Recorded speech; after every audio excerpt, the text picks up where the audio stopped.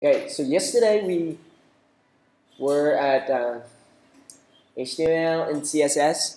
If you guys need more practice, you can always go back to this milestone to double check. I think, Oscar, did you send some useful links to practice as well? Also on Free Code Camp? Free Code Camp. Yeah, that's a great place to maybe prettier if you guys like to check it out. On this W3 school page, you can see that there are a lot more exercises than this main criteria. Learning CSS is an ever going journey. Some things you learn is like yesterday's technology, but we have to understand anyway, like float left, float right. And in the modern web, a lot of times you don't need that anymore. It's still super useful. With this, do something really quick with float left, float right.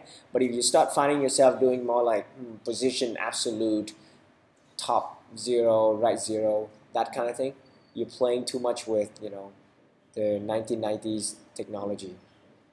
Okay, so here are the more other what is that? Categories where you can learn. There are more animation related, more special effect related, like you can set gradient. Backgrounds, for example, sounds simple, but it could be a little tricky when it comes to dealing with the image sizes. So never give up on these guys, come back to them once in a while, practice things often. But the minimum, I hope that you will take your time to go through to understand that we need standard syntax.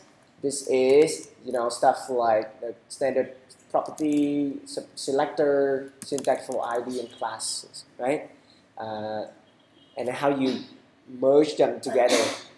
The parent element and the child element, etc. Margin and padding and border happen to every single element you put in there. So just bear in mind that they keep some pixel, right?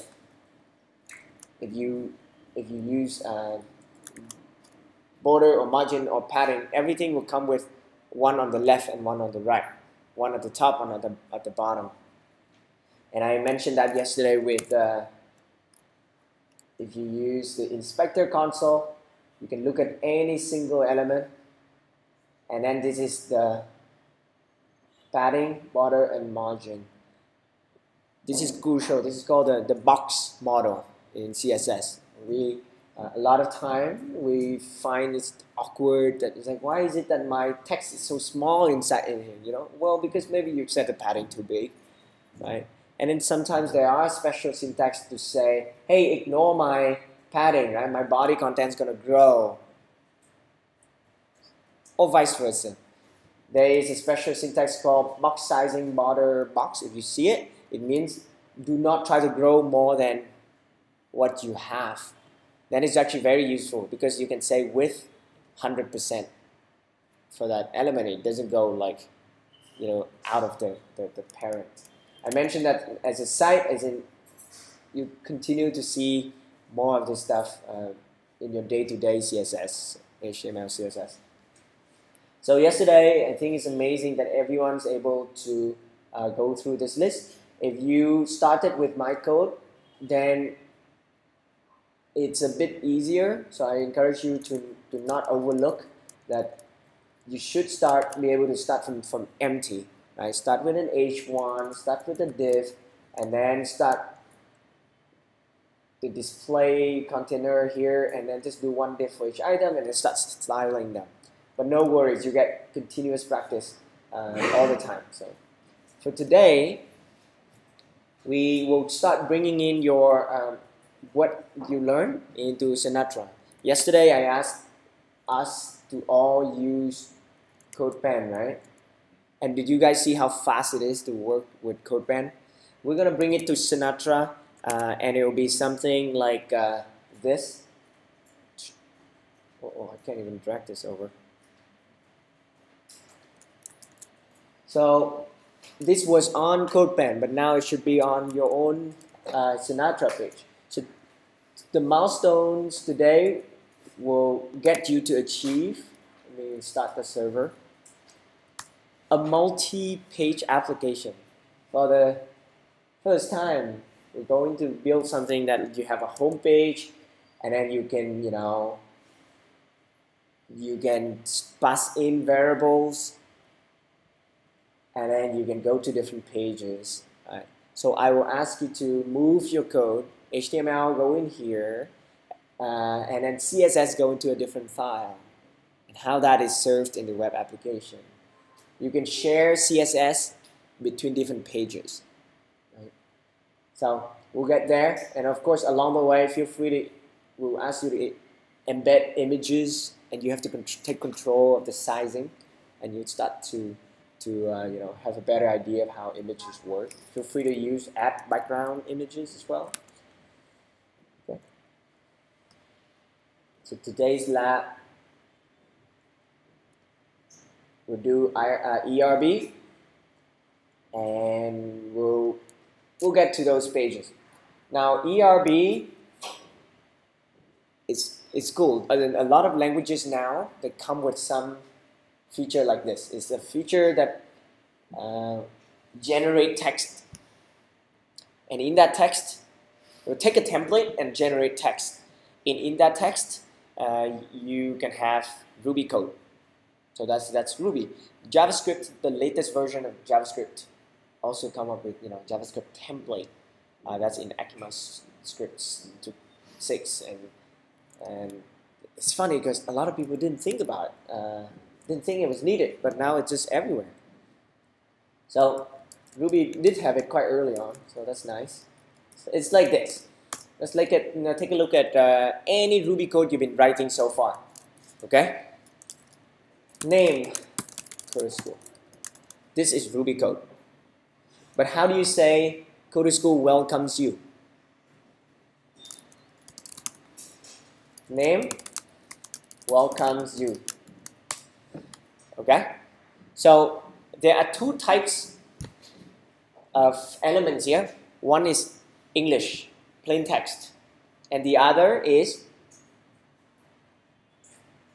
variable, Ruby code. One is like plain text, welcomes you. The other is name, which is Ruby. Okay? So when you write code in Ruby, it is like, let's take a look at a file in Ruby, like this file. Any file at all, what is first class? So I'll use this word first class. It's like the most important thing. First class is Ruby code. Second class will be, commenting, right? This does something. In a way, you can treat this as a second class citizen. So in the ERB, it's the same. Have you seen anything that English is the first class and code is second class?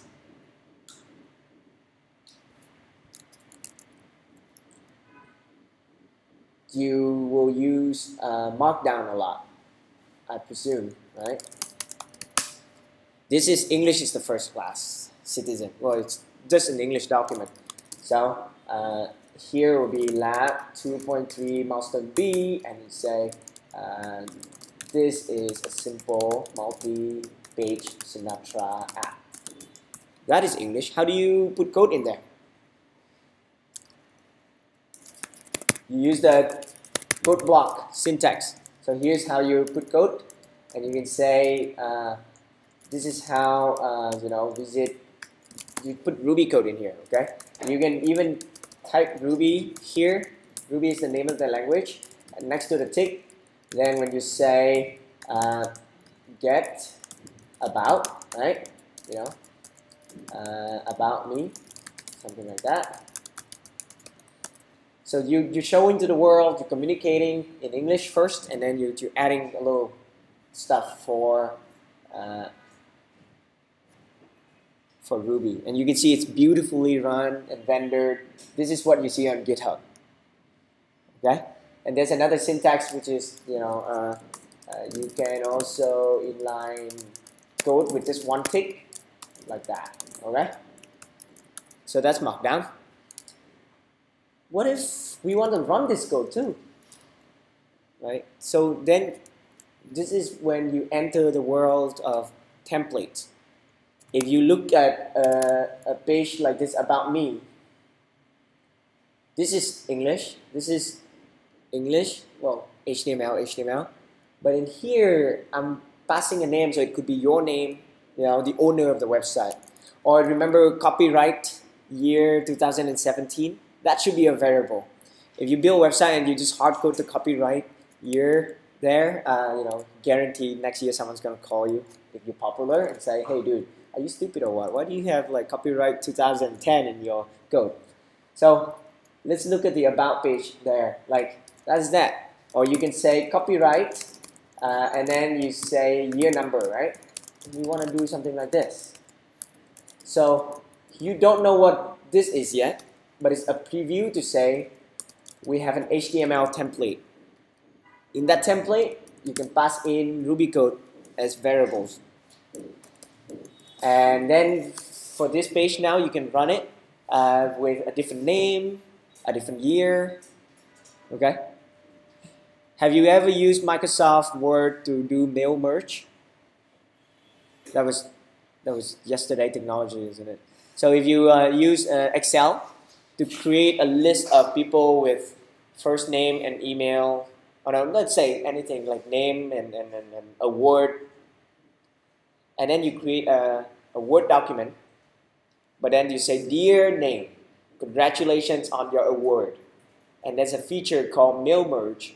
It will generate 10 different documents, or you can use stickers if you like, the small one, based on the Excel file. So that's a template that's generated based on a table of data. So that's mail merge. And people use the word mail merge now for emails too. So if you want to send out a marketing campaign, but you want to send a specific, hello Stan, you haven't been back, check out the latest update on our blog. Hello William, it'll be the same, right? So we are going to do a switch here, which is no longer Ruby is first. It looks like this. Template is name welcomes you. But the funny thing is, it looks the same, isn't it? But this is a template where I'm going to be able to type, this will be, let's say, stored to a file, and you can use that file to generate more files. But I'm just going to use a string for now. And Ruby come up with ERB, and I have to require it first. It's part of, I believe, standard library. And then if you do ERB.new template, it's wrapping the template in an object, and then you can start to render it. So there's a special syntax, but the idea is that now you can run this template with some variables that you have defined. So result binding, at this point, you get to do it in the lab. At this point, result is a method. Binding is an object that has knowledge what variables we have so far. Let me try another example. I have this template to be welcomes you. This is the year, and then you say year. All right, this is the syntax for the template. You notice how the syntax is less convenient than this, right? Yeah, I wanted to ask, what language or what is that syntax? So this is ERB. Okay. Okay, and you will see this in a lot of different languages. Some languages use this name, welcomes you. Some languages use really random stuff, like could be this, or it's just a special thing that is like similar to HTML, right? No, not much logic in there. Yeah. It's more inconvenient because you're supposed to have like 1,000 words and a few variable names, not the other way around. right? It's very convenient in your file, a Ruby file. Pick any Ruby file. It's all Ruby, and then when you do a string, it's very convenient. You just like quotation. That's a string. Yes, Lloyd? Is it when you call that domain-specific language, this language only works for this context? Yes, but it's not domain-specific language. Really? No. This is just a template with a syntax. This is our ERB syntax. And if you come from a different language world, you'll recognize that, let's say JavaScript, they have EJS, Jade, they all sort of get inspired by GIS2. So initially it feels weird, but we're just replacing the variables, right? How many variables do I need for this template to work? William, how many? Yes, 2. So let's see. If I do this right now, what do we expect it to work to show? It will return a string, remember? Last time I did it here. Sinead, the first time I did it, it returned a string, Go to School welcomes you, right? The second time I do it now, what do you think it will return?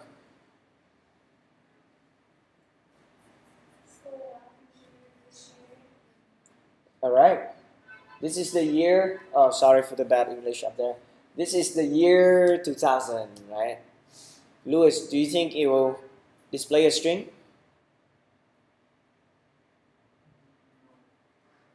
So it will say something that you're very familiar with. By now, if you see this red text, you should be happy instead of, scared.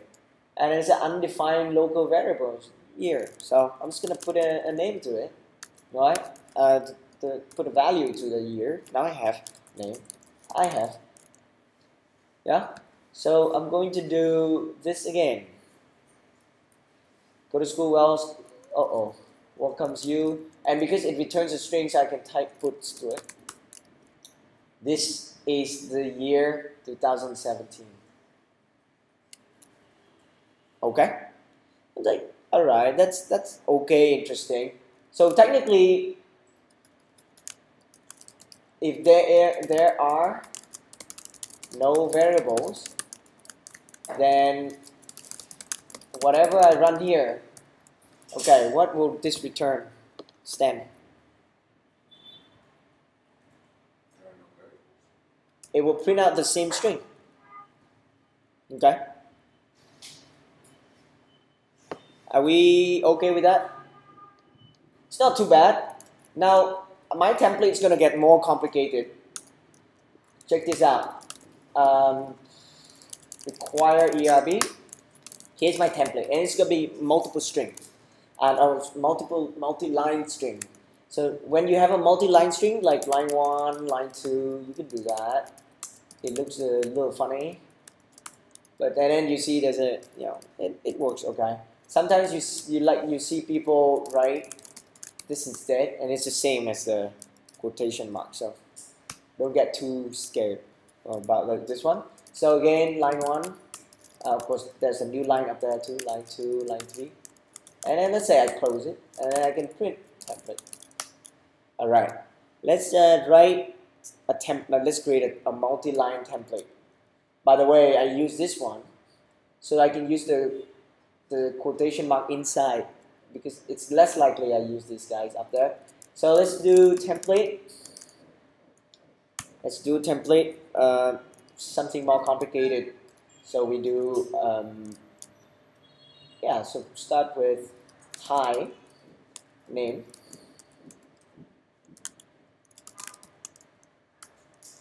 Okay, how are you? Right. Last time you told me, not great. Okay, so then I finished that. Looks good. So could someone give me an example of how to render this template? Ian, can you help me render this template?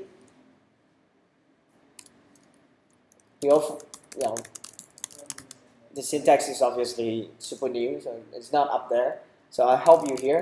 If you type this result, okay, so if you type result without anything, then it's like calling without no argument. And if you type enter now, what happens? It's not passing any object to it, and there's no name variable. And then if you pass binding, binding is an object that knows everything about where you are right now in the current context there. And then it still doesn't know because we have not defined name yet. So we do name is, Stan. And then we run it one more time. This time it works. Okay? So the name is a variable A variable what? The name is a variable in which language? In Ruby. So ERB is a different It's trying to run Ruby inside that. And you can put anything that is Ruby inside those things. Alright, so which is what I'm doing next. So let's say I have a template. Remember, this is your template, but I have the front part of the template. Let's say pre-template. It's also a string, but this time I don't use the equal. Equals mean you print out the string to the template. I use non-equal. And I say name is Oscar, for example. Alright? Okay? I can also say this is the T3. This is another part of the template. And I close the string. So this is pre-template. If I run it, do you think it works? Why? You declare it within. So I'm not using any variable. I'm just, right? I'm just running it. And do you see that the name Oscar part disappear? Right? It renders, it runs it because it's just Ruby code, and then it just disappears. Similar to in your Ruby code, if you just write something, you don't do any put statement, you run the Ruby file, nothing comes out. But it doesn't mean nothing gets run, right? Are we clear with this thing? There's no need to pass in binding. You could say, hey, it's the same result. No errors. Are we still clear about this template syntax? You don't have to memorize this syntax. It's only to understand it. Later, ERB.new, blah blah.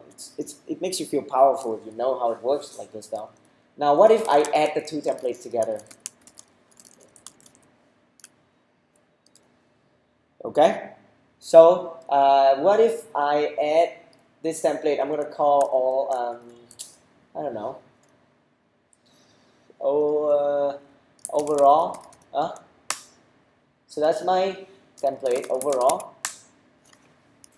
Okay, what if I render this template? Qui, do you think it will have an error? Will trigger an error or not? ERB.new overall result. Once again, result is the same thing as this, and there's nothing interesting in binding anyways. I'm not adding it. It works? Why? And then earlier, if we do this, it will not work, right? Because name is not found. But if you do this, there's a whole context being. So let's look at what it says. This is another part of the template. Hi Oscar, how are you? Not great. So you can already see this is pretty powerful. I go back to my about page here, and let's say you're like, okay, this is your HTML file. I don't know if I give year to this, but I'm just gonna, I know this is Ruby anyway. So I'm gonna say year is time.now. Oh, that's time, by the way, time.now. Nice. I don't know, can I get year? Nice. So Ruby is always like just English, so sometimes you just don't remember the syntax and just type it in. So this template should work, right? Maybe I can even do name is coding school for now, alright? So I'm gonna copy this whole thing. Copy. I'm gonna do another template here. HTML template. Yes? You see an error on line 4. 1. Where? The last character. Thank you very much. Yo, that saved a lot of time. So HTML is another template. This is a variable name, okay? This is not anything special. So let's just, it's not like an HTML command. I paste this, I close the string. You see how convenient it is to just like not worry about the code. Sometimes you might prefer to use that. And let's print out this template. Looks good. And then now I do ERB vendor HTML template. Result.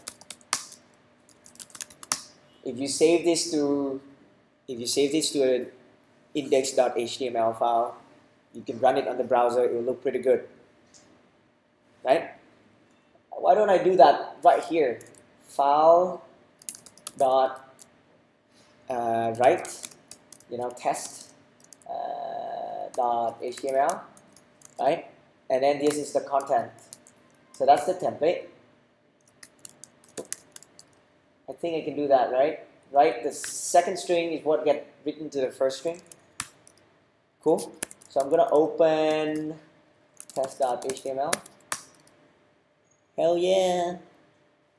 Okay, here's my little trick. I use the tick here inside ERB so I can run a bash. But I just created an HTML page all from Ruby with variables and everything. Okay? So this is what we're going to use in the Sinatra. I'm going to create a simple Sinatra app now. I'll call it a demo.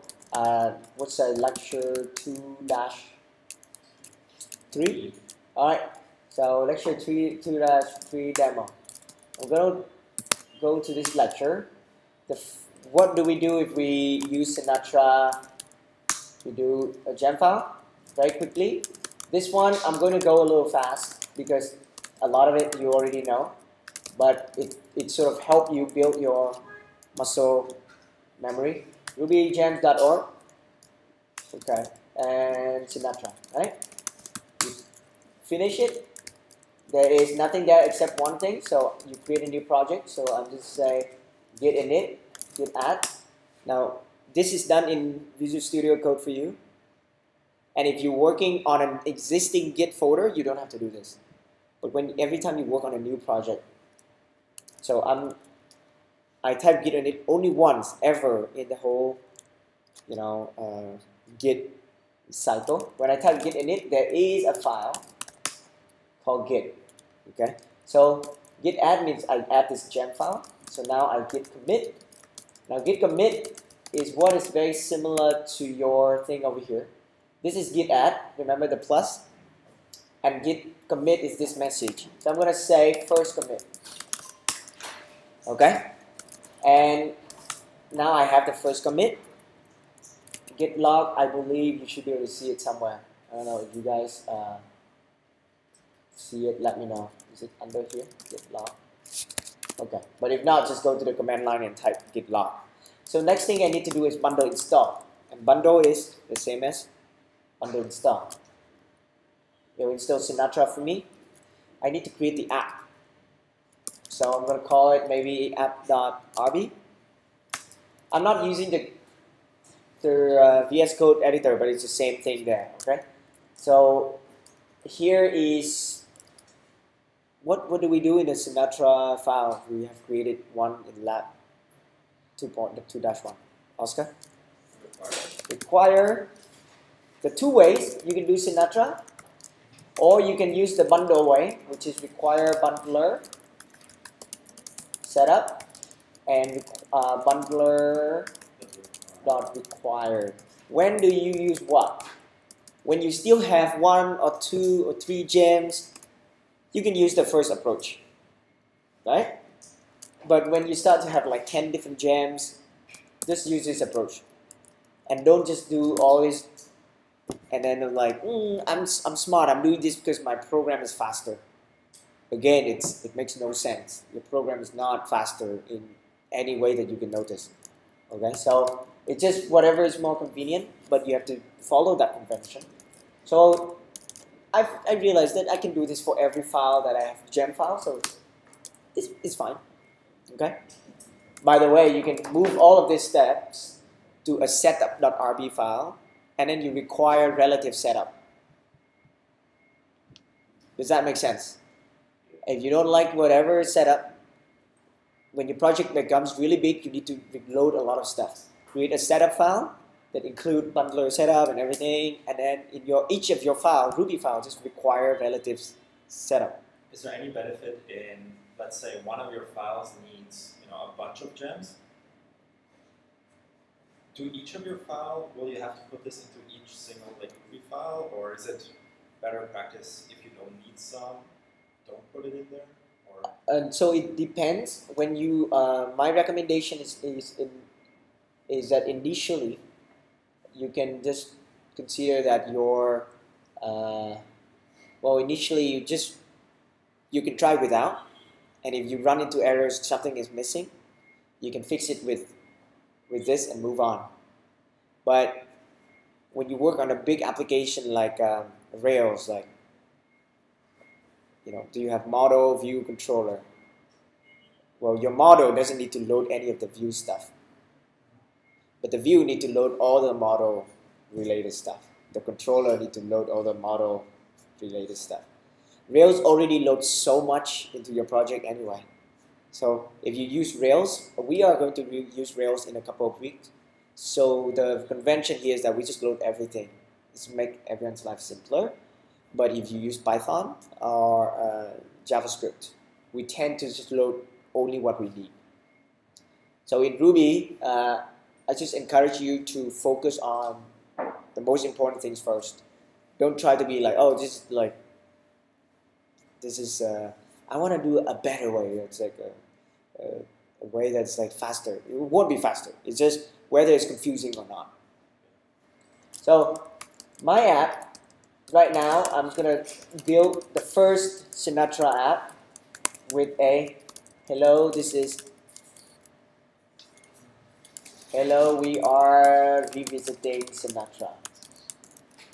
Alright. So with this, and let me run Sinatra by typing ruby.rb, right? You get this often when you type ruby.rb app, and if you run Sinatra somewhere else, Ruby is running. So a quick one for the Linux machine, the Windows machine, you might have to do it differently. Linux or Mac, I'll just kill all the Ruby stuff that's running. And it's still not working. Uh-oh. It's sort of protected in here. Let me go and find it and cancel it. I could kill it with more advanced syntax, but I'm not going to bother you with that.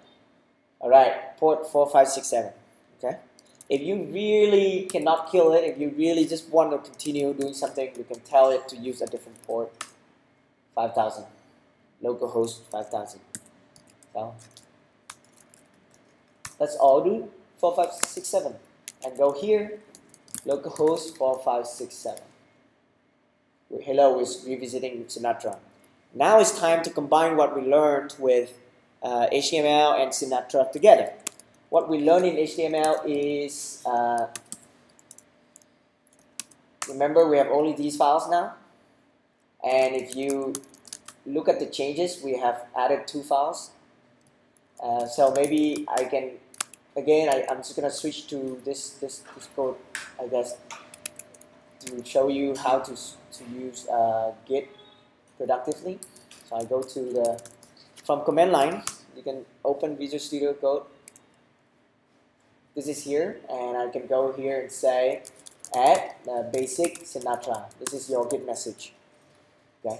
Stage changes means I already add them to what is going to be committed. So add basic Sinatra, commit, done. Nothing there, and if you type git log, you have 2 new things there. Okay. what we're doing again, we create what is now a file, a template file. And Sinatra provide us a structure. Say, hey, if you could just put stuff in the views, okay? And let's say I'm going to call this index.erb. ERB syntax instead of .html.erb. And in app, I'm going to say ERB index. So now you're saying that, hey, run this file for me. If I ask you to write this file, it should return this command. It should return a string, right? If I don't know this ERB and I can use my Ruby, I will do this. Oh, require ERB. No problem there. ERB.new template. .result. That's it, right? And of course, I do need binding, so I can get whatever variables in here, maybe, right, to go into it. But for now, I ignore it. I don't have any variables, okay? But if you do this, you need to define what template is. What is template? File.read view/index.erb. As simple as that. You're reading the ERB file and then you're rendering the ERB template. But it's boring to do it every time. So we just do ERB index. And Sinatra is smart enough to say, okay, you're looking for ERB index, and I am going to the views folder, and I will take a look at anything that's called index.erb. You ready? So with this though, let's see if it works. You cannot reload it because you need to, I'm sorry, you cannot just reload the browser. You need to restart. So I'm gonna restart it here. We good, right? Restart Sinatra. Run. And now I have an empty page. Why is it empty? There's nothing in the file, so let's write something. And this time, let's write good stuff like HTML. This is the head. This is the body. Now, with the exception of HTML, you don't have to go 2 spaces here if you don't like, because body is always there. But anything else afterwards, okay, please indent. So H1, I prefer 2 spaces indentation, but if you come from HTML, CSS world, some people prefer 4. So I only like 2. So welcome. Right? Go back here and reload. This is a little different. Did someone notice? I reload the browser and it still works. So every time you reload, it re-render the index file. So that's a bit convenient. If you make more changes inside the app.rb file, you need to restart ruby.app, ruby space app.rb. But if you just change the index, it's okay, right? So that's how we deal with the index file. So then today, please move some stuff over there and implement something like, let's say, welcome here. I provide 2 links. I will say, hey, whoops. I will have UL, and then li. What is it? Link to about me page. And this is maybe go back to home page. You will start to design things with HTML page in mind. And when you see stuff like this, it's normal. Just fix your syntax, right? The editor tells you how to fix everything there. Now you normally start with that, but then you're like, my indentation is not good. Fix indentation. Looks good. And now I need to make this about me to go somewhere. So let's make it go to /about. And then you put about me in here, right? And close it. So this is about me, one extra thing again. And if I click on this, notice what the URL is at the bottom. The bottom here is your status bar, and it's showing you where you're taking the link to, right? You're following the link. And you click here, it goes to a different page.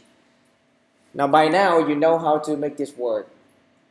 Copy this, go back to app.rb, and then you like, okay, I'm going to implement this page, right? And no longer do I ask you to write string inside this method. You can define some variables, but just use ERB for the file. And if you run this now, what do you think will happen?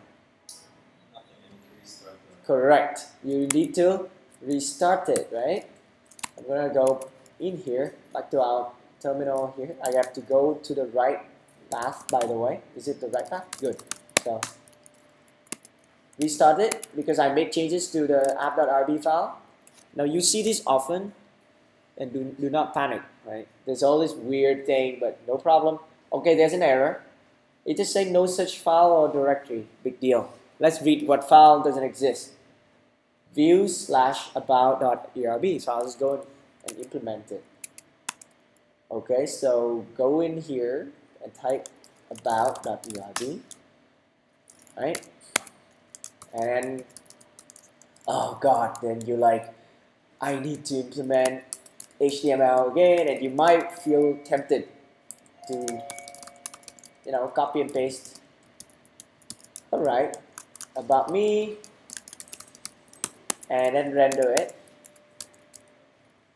Right? Maybe you want to implement a link back to home page. So this is back to home page, but you want this home page to be a link. So href/root home page. This is how you highlight and provide hyperlink to an element, and you notice how that's still in your paragraph. Okay, so when the line's not too long, you can have multiple tags in here, but when it starts getting long, then you might want to break it down. And again, when you break it down, please indent it if you can. Yeah, back to home page, and now you have a web page that works fluidly between things. It's pretty neat. Okay, there is a problem. I don't like having to type this head and body every time. So we just learned the word template, the concept of template. It's a different concept. It's called layout. I can create a layout file, and the layout file will tell me that, hey, this is the HTML, the body, the head, but the body is missing. Okay, your template will fill in the body for me.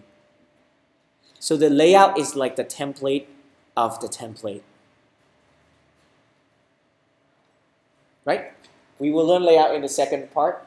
So right now you don't have to worry about it. Please just make sure to copy everything here, and when you implement the the Trello page, add your CSS stuff here. It's all in the lab. Okay. Any questions so far about ERB? No? Come on. There must be one question. I intentionally leave it missing. So you have to ask that question. If you're not asking that question, you cannot do the homework. I have a different question. This is just HTML. What about CSS? Because I would put it in a different file. All right, let's do CSS. Correct. I mean, so that's one question that you will do, right? So this is your style. You can put the style tag anywhere in your code, but maybe put it in the head for now. And to answer your question, initially, let's say h1 color red. In here, this is all CSS syntax. So CSS comment syntax is different, right? This is a comment. Don't do it outside. You do it down here, it's wrong, okay? Down here, it is, this is a comment, right? Okay, so your question is, where do you put the CSS? Well, right? So initially you put it here, and then you start to have so much CSS that you want to put somewhere else. Would that make sense? You do to link it somewhere, but for now you're like, okay, I have to rerun. Go to the home page, and it's red. My CSS is working, except my CSS is so long. Let's create a new file, and this is a convention. Don't worry, you repeat the same step. Create a public folder, and inside the public folder you can put anything. So I can put that CSS file. So for example, style.css, okay? And I go to index. Now you have to Google, like you have to do something like linking the style sheet. Who knows how to do it? CSS link style sheet. Now you link it to the page. Yes? Come again? Yeah, so this one, right? Put it in the head. So you just say, instead of style, please go to my href here. It will be my style. Or I'll just style. And then you can put the root here. Because what you did is that anything in public is a file itself, right? The public and style.css. It means if I restart the browser, the server, look and ask if this is not clear. Style.css. Are you ready? It'll display the raw file, except the file is empty. So I'm just gonna get all of these guys, all of this guy, right? And paste it in here. Alright, I save that. You see how VS Code, amazing VS Code is. You can even use stuff here. Anyway, back to my index ERB. No need for style. In your first milestone, keep style, and the second one, separate it to a file. You can validate that it works here. Okay, now you can do /style.css. And now that that worked, I'm guessing this works too. But as your code gets more complicated, you don't want to put it just randomly there. You want to create a folder called images, where you put your images. You put a folder called styles, maybe. And then, move it out. Style, and then move CSS inside. And then the path now has to be styles./style. And then you're like, oh, okay, this sounds stupid. I should name it like app.css or something, right? Or homepage.css or something, right? So this is how you can have different CSS for different files. You can have homepage.css for the home. So this will change this to home. Okay, so let's say home. And then in the same thing with the link, I'm going to about. But now I do about, and I create a new file here for about. If you want to separate your logic, and it's easier to code and easier to have control of your CSS. Okay, I always like to do things and it seems missing, and then you either see an error or things don't work. Then you make it work, because you're learning two things. You're learning from first, it doesn't work, and then when it works, you verify that what you did makes something work. I don't like writing code and then just like hit enter and then this should work, it should work, and then it works, wonderful. But sometimes you're like, are you sure that's your code that makes it work? It could be something else. Okay, so we know a little bit more with public and view folders. These things are default in Sinatra. There's a bonus milestone if you want to customize it. And just follow the convention, make our lives easier. Any folder in here, right, is just the path up here automatically. So now it's your styles/home.css, right? If you have images, it will be your images / maybe duck.png if you put a duck there. Is that clear? Multi-page. There is one thing that no one asks, but if I don't tell you, it will not work. How about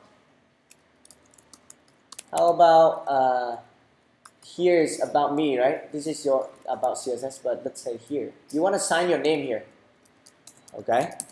And then this is when you use your ERB. We haven't used ERB at all. No one asked me about ERB. I'm so sad.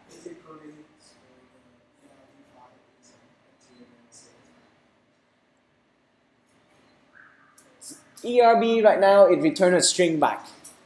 And you know Sinatra, when you give Sinatra HTML, it just renders HTML.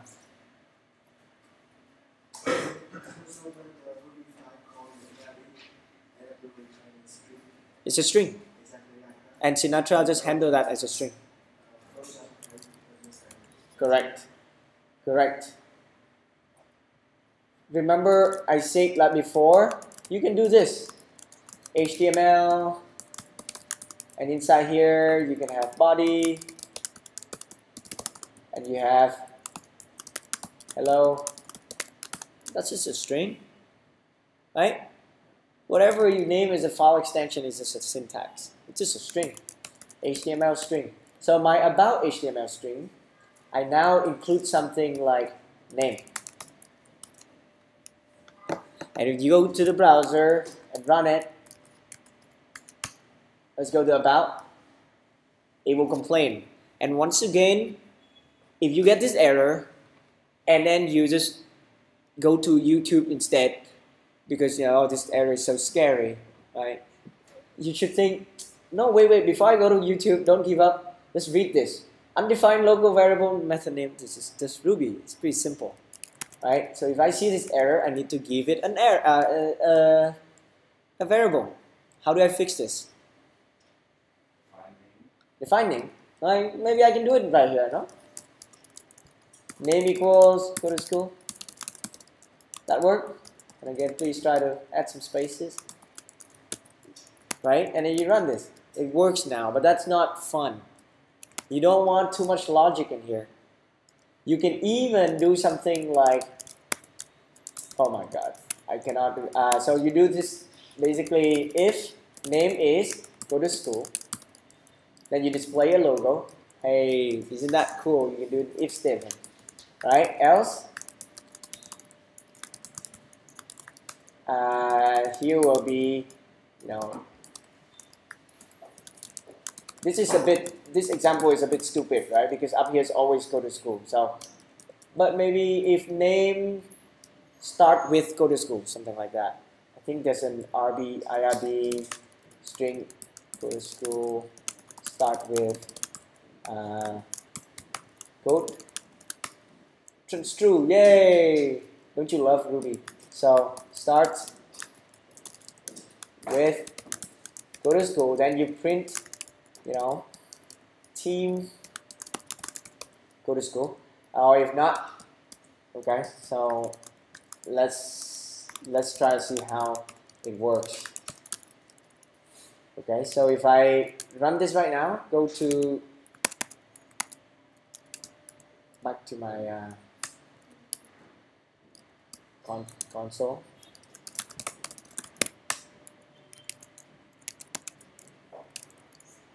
About, just wait for a little bit to load. It's loading now. You can see from the Sinatra line to log here, this is called a log, and it can give you information about what files get loaded by Sinatra, right? The home, the about page also load about.css. All right, team code school. So if you change his name to Helen, okay? Run this, just Helen, right? But it's still not fun. Why do I have this logic? Why is the name in here? I wanted to get the name inside. Yes? Outside. So how do you do that? Huh? So you want to go to the app, right? You need to define name here. No? How about a new file? Why is it name for the What kind of Ruby is Ruby? There's only one kind of Ruby.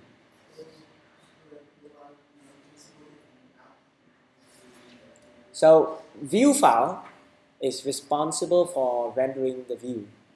If you start putting all your code, like how to find the total of a number in here, you know, at some point you're gonna hate it so much because all this syntax is only good for you to type one line Ruby. Do you see that?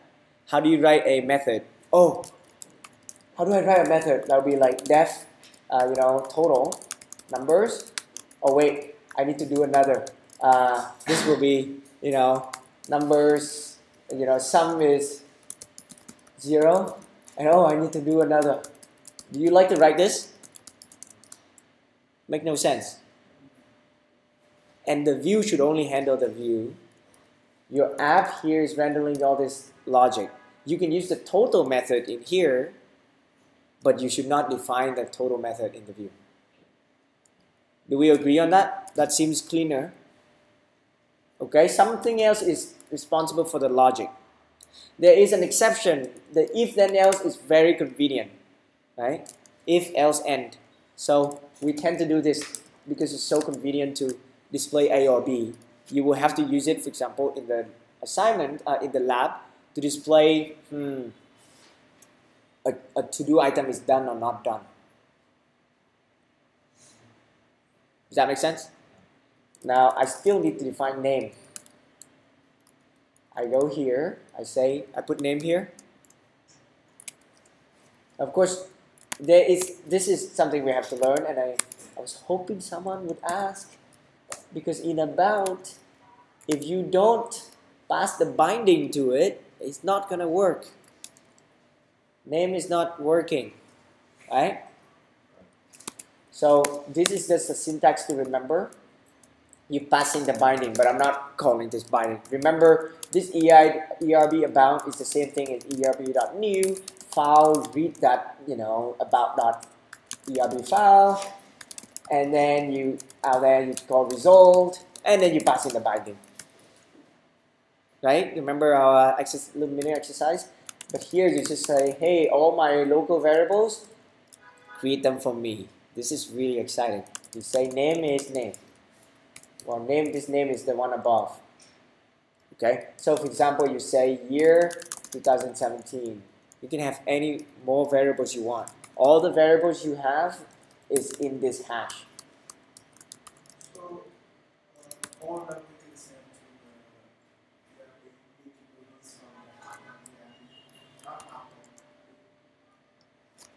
Can you say again? This is app.rb. So, all the variables we need to send. Yeah. To do it in the app. Yeah. You do it in the server, right? Class. We don't learn the class stuff yet. This is app.rb is your server, and in this get about do, this is the block that handle everything that happens when you go to this /about page. So if I run this, don't forget to restart your server. And the bonus task, if you finish, I will show you how to not have to restart your server. But only if you finish all the assignment that I'll show you. It will automatically reload it. If I add it now, it will be too complicated to people for us to get started. All right. So go to school. Does that make sense? You can change this variable to something else now. What if I want to say about Louis? I press enter, and it will say hello, Louis. And I write, about Stan, then it will just display about Stan. Wouldn't that be crazy? And it's the same template. So let's try. Here, I'm going to use about, except I know that sometimes this is Louis, sometimes this is Stan, it could be anyone. So I call this a parameter, :name. So my name now is my parameter name. Okay, so, alright, use double string. Okay, take a look at the difference between these two guys, alright? And with the :name syntax, then let's try. This is Stan. This is Louis. This could be anything. And think about that. So is it because we define name just because it ran the other name before? Run what name before? I know, okay. So this is because anything that you pass in there's a syntax in Sinatra smart enough to say :name. It's like a symbol there, right? It will get passed into params. So in the future you can have params, item name. But here it says params person name. Now, imagine this. You set up a Google ad and you buy the keyword for, Justin Bieber. And you pay you pay like $1,000 for that keyword, and then when Justin Bieber click on your Justin Bieber will see your ad, click on the ad, then you go about / Justin Bieber, and then you say, hey Justin Bieber, this page is just for you. Would you like to invest in my startup? And then you do the same thing for Snoop Dogg or like other people. And you think, oh, people Google themselves, and maybe I can build something like this. Obviously, that's like a strategy that probably some people have done before. But at least it's something exciting to think about your dynamic URL right now. So like with our to-do app, we could do like you do that, and then it's a new list, right? Yeah. So you can just say maybe to-do app you can add buy milk, and then you add buy milk to the to-do item. That's not the right way to add because we do not use this URL to make changes to the data. But that's later. You can use it, but it's just when you go to productions, don't build app like that. And it's okay. We will learn how to do something called a post request. This is a get request. And a post request is like a form. You see when you see a form and you submit, logging in, logging out. Do you see people submit it in the URL? No, it's submitted in the body. This is the content submitted in the URL. This is a get request. Okay? So you see a lot of websites, they do sign up, right? But then sometimes they know that they can put your email address in there already, right? So then they may actually pass in your email here, like a.example.com. When you go in there, you see the email already filled out. That's how they handle the URL. Okay? So that is params email. You will learn all this syntax later. Don't worry about it. But what have we learned? We learned how to pass in. There's no more binding stuff in this case. It's just a locals key here, and then a bunch of key values. That's a hash. Are we good? You don't learn. You don't know how to put a method, define a method here, and use that method in the view yet. But that's later, today, or if you get there, or tomorrow. String or number, anything else? A hash. You can display anything. Why not? You can pass a hash, and then you use the hash. No, but when you have the hash, in the view, what prevents you from using something like this? This is, let's say, you can have your list of items. What prevents you from getting the first one in the item and getting the name in the hash? This is all Ruby, right? What prevents you from the final thing here, using each?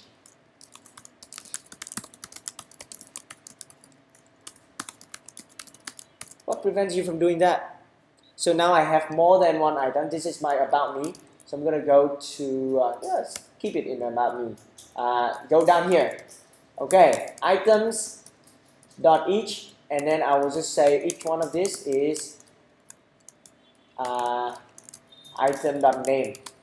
Well, it's not, so if it's an item class, right? Item object, but item name is an item hash. Okay? So let's try this. This is UL again.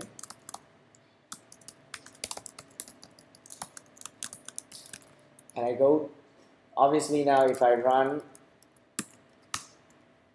this is my habit to learn something fast. Always get errors.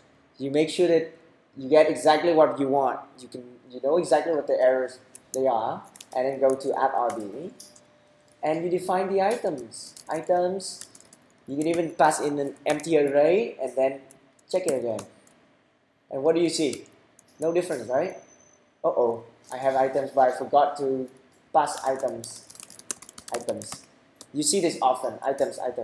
But This is just the keys, and this is the variable name up there. So I'll try it one more time. Now that works. But you see nothing because none of the items are rendering, right? You do item.each. So please give me one item to work with.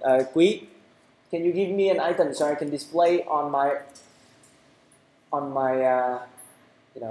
about page?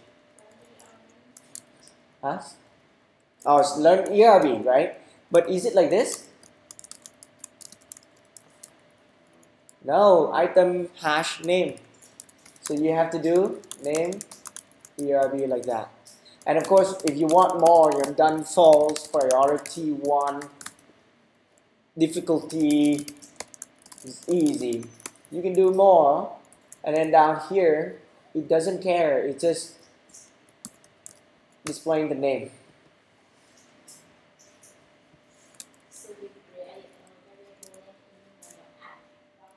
Inside the get block. So now if I want more things, don't I want to print a lot more to do? And here you can print them in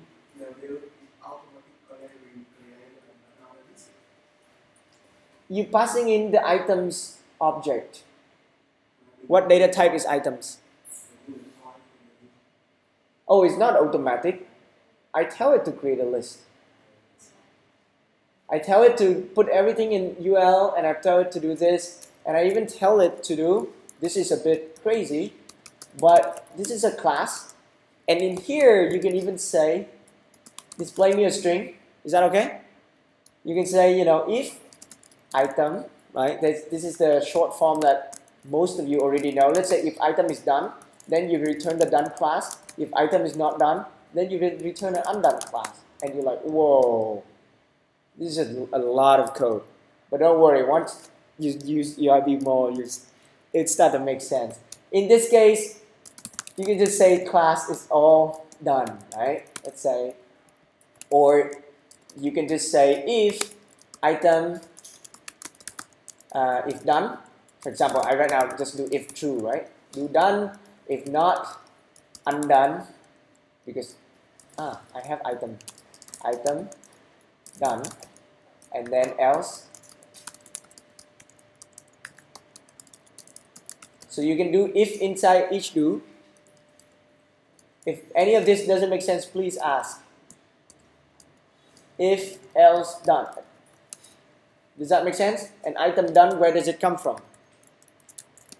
It comes from this done thing up there. Done false, done false. So I'll just change this to true, true, okay?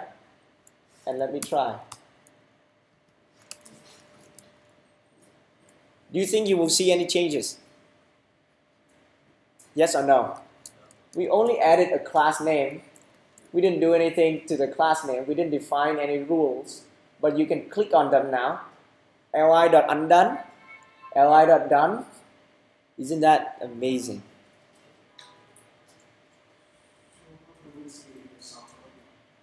Source code's there. You click on it. You click on the the elements itself, and make sure that this get dragged down like that. This is done, undone.